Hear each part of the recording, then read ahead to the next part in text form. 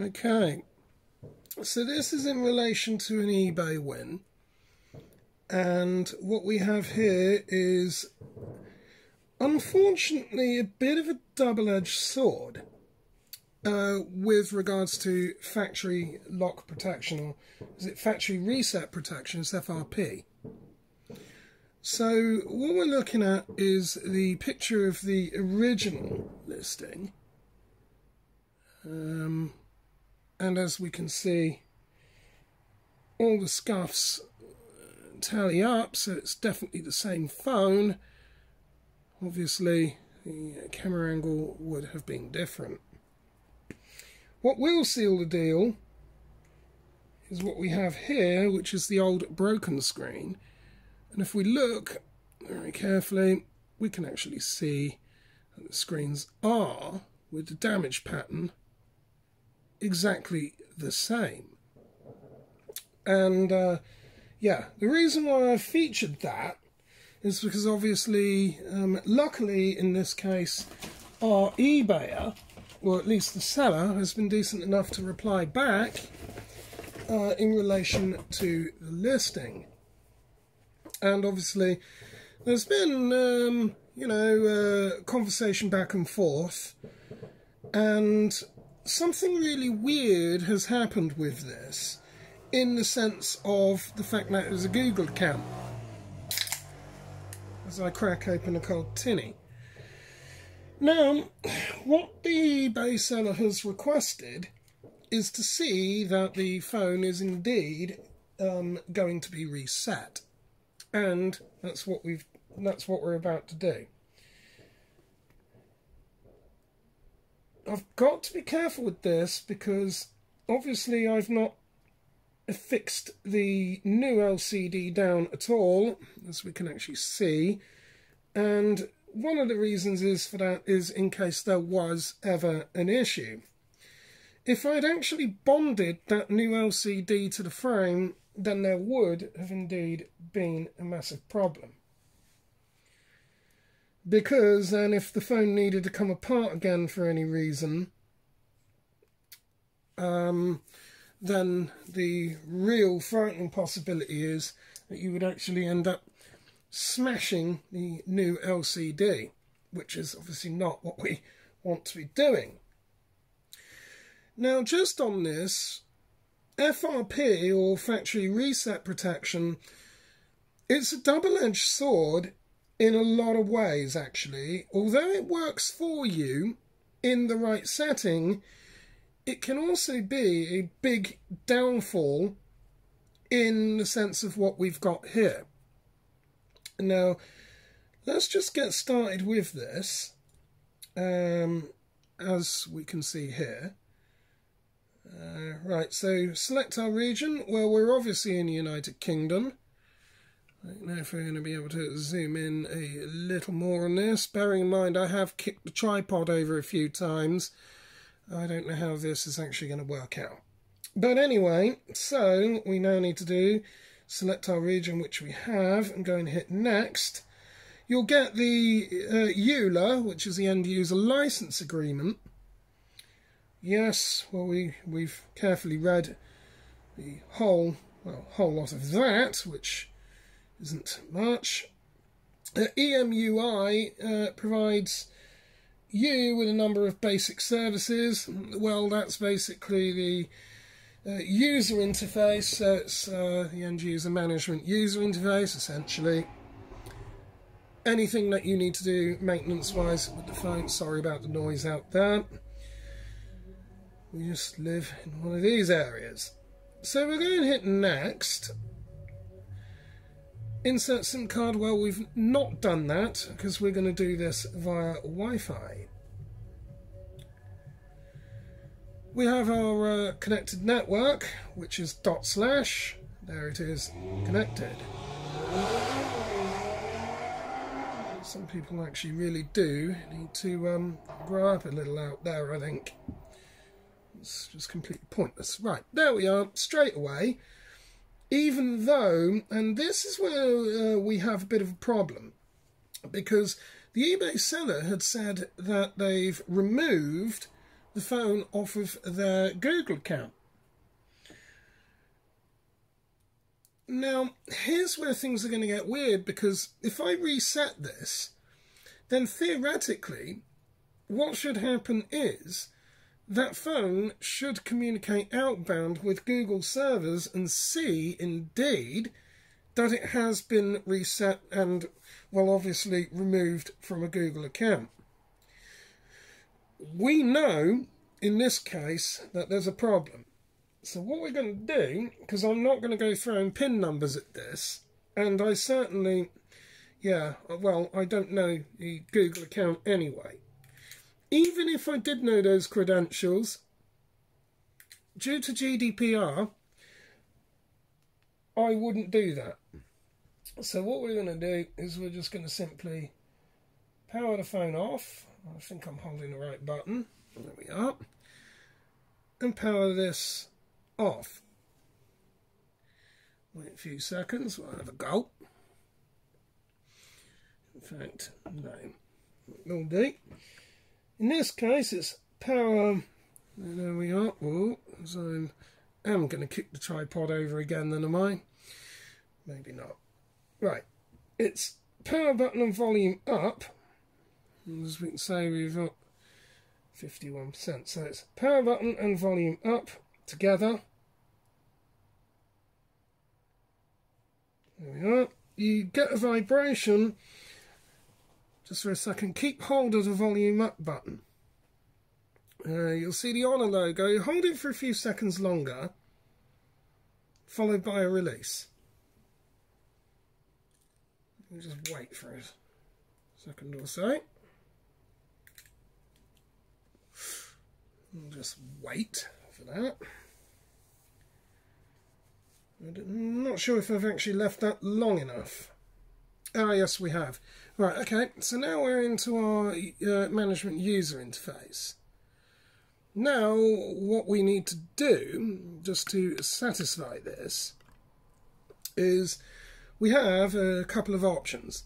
First of all, we're going to say clear data, and then we're greeted with three options.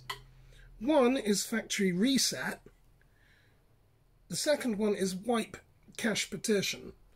Now, the cache petition is anything else that is happens to be stored in local memory or otherwise, it's a cache petition. So anything that's stored there. Otherwise, some known it as Dalvik, but anyway, we'll wipe it anyway. So we'll just go ahead and do that. And we'll do this 3 times, just for completeness. There we go. Now, what we're going to do is go for a factory reset. We'll press the top one. Then you're greeted with that single screen there, which at top it says, enter the word yes, then touch the button below to confirm factory reset. This will wipe all user data on the device. So we'll say YES, which is what we've done. And we'll go and boost the factory reset button, and we'll leave the device well alone. We'll see basically what happens here on out.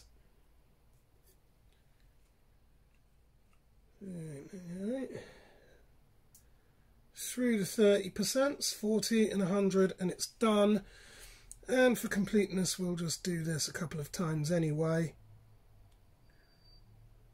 just to make sure. Well, we'll go ahead and do it 3 times.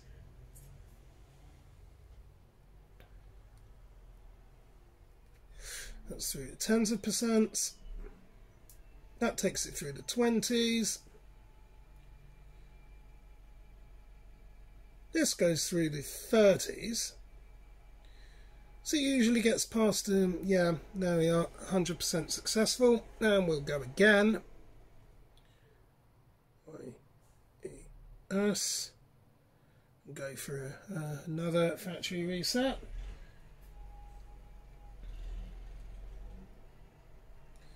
Is it tens of percent?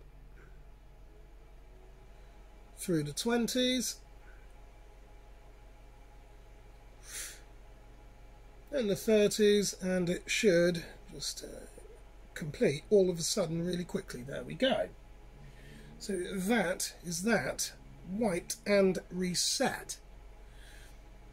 Now what we're going to go ahead and do is hit the back button and go for a restart, I reckon. Yeah, and then we don't need to touch that again. At least not for the minute. So we're just going to wait on this. Now, bearing in mind, the eBay seller did say that they'd removed it from their Google account. And this is interesting. Because when we go to connect this via Wi-Fi, then theoretically, as we said earlier on, that should connect to Google's servers, and it should see it as removed. And then you can go ahead and just simply install as if it was a new device. This might take a while, and I have to actually do this in real time, just purely, so the video is not adulterated in any way. So if this takes around 5 or 10 minutes or so, then, well, that will have to be so be it, unfortunately. Now, just while we're waiting for this, it is worth noting that in this case, I purchased the phone. The money doesn't really matter how much, it's the point that both myself and the seller have this issue.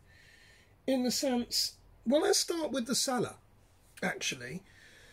If they've broken the phone in such a way that the screen is actually damaged like this, then how are they actually meant to remove their credentials from it by, you know, normal phone means if the screen is gone?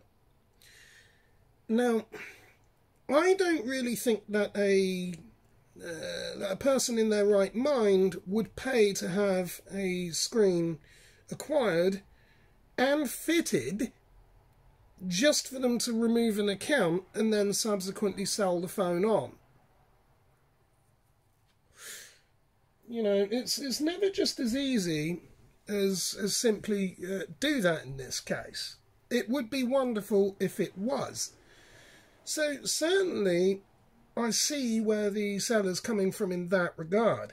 They no longer deem the phone as viable, and as such said, well, it's working in working condition, yeah, repair it and use it.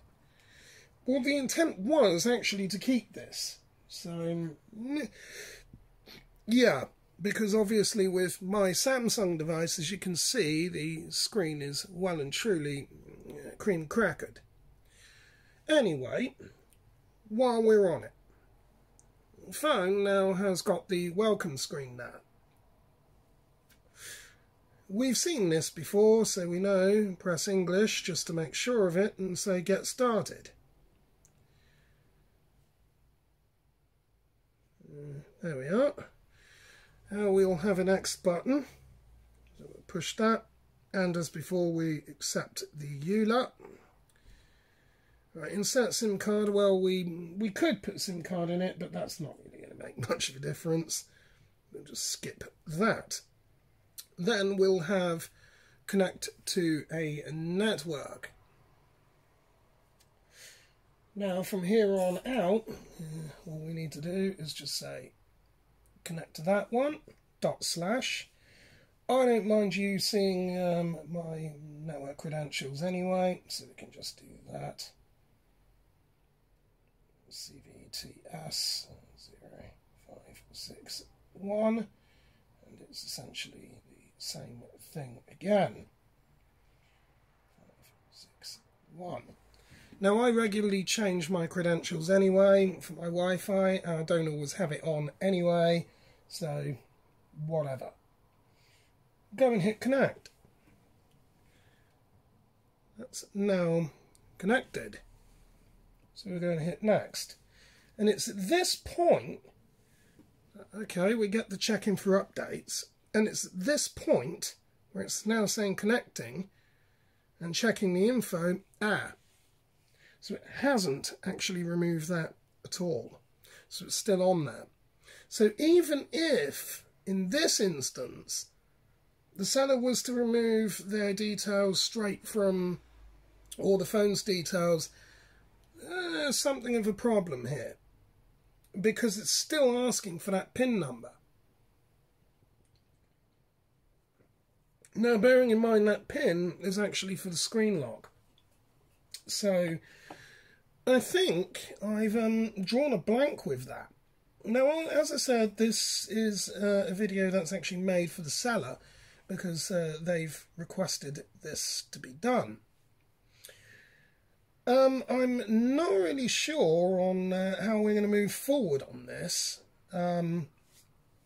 Much beyond, I'm going to need that ratchet number. And as I said, taking a SIM card out of there and putting it in won't make any odds at all, simply because it would still do the same thing.